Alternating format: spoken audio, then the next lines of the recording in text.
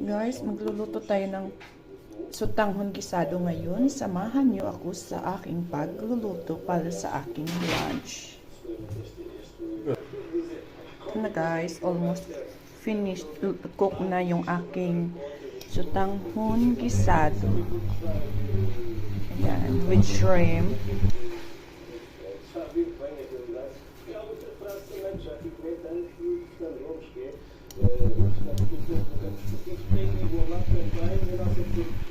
Kasi hindi ako nakalabas ng chicken. Gusto ko sana chicken.